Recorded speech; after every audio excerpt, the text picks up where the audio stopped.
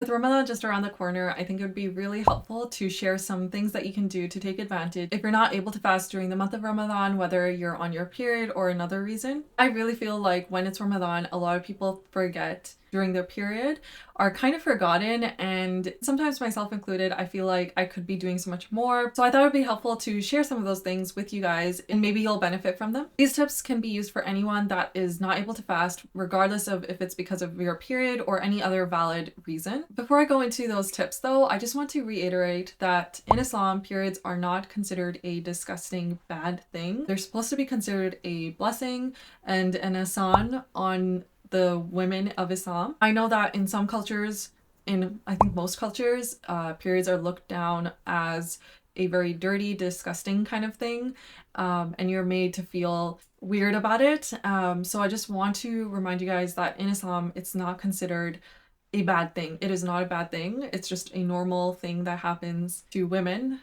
So with that said, let's just go right into the tips. The first thing that you can do is listen to more Quran. Whether it's listening to someone in your home reading the Quran or just putting on your own playlist, you can just listen to Quran throughout the day and get sawab and rewards and still get the feeling of Ramadan around you. The second thing would be to try to read the Quran with the intention of understanding. Try to go some level of research about the surahs that we're reading. A lot of us can read the Quran, but we can't necessarily understand what is written. So it's a great time to try to look up the closest translations of the Quran that we can find. The third thing is to embrace your period. Like I mentioned, if you're a person that is not fasting because you're on your period, I really think it's important to understand that this is not a bad thing in Islam by any means, and you should embrace it. What I mean by that is there is nothing wrong with you eating. Like, I think for myself, I would never let anyone know that I was on my period.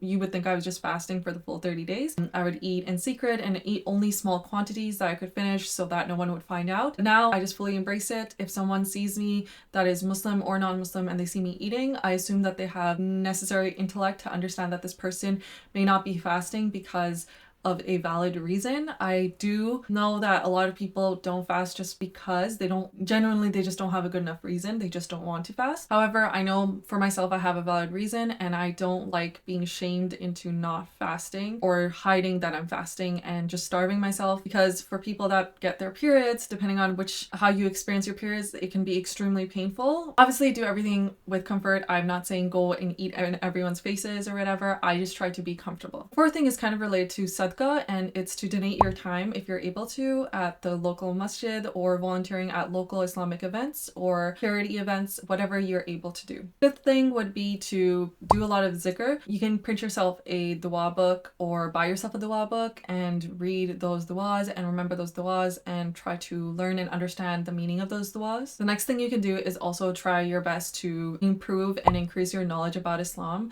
and Islamic topics. Instead of just reading up and trying to understand the surahs, you can try to understand the sunnahs and also look up scholarly articles and books about Islam. So for example, you could also look up books on how to improve your salah, because there's always room for improvement. That's what I've learned over the years. You can always do salah better, and it's really helpful to try to educate yourself when you have your week off or however few many days you have off during your period. That way you can also continue to improve your salah and reap the benefits during Ramadan while we're still in Ramadan. The last thing, which is kind of similar to embracing your period, is to embrace the time that you've been given to kind of relax and gain back your energy from not having to fast for these few days, or if you're a person that is not able to fast for the whole month, and provide ease to the people that are fasting. So take on the roles of, for example, preparing the sahri or the iftari. So for example, if you have elders or younger people or anyone, even if they're able to, if you're able to take off that load, they're able to also make more time to pray and read Quran and do all those things, which is great because you're helping them. And if it's you yourself that prepares the meals, this is a great time to quickly batch and meal prep everything you can so that you have more time during the days you are fasting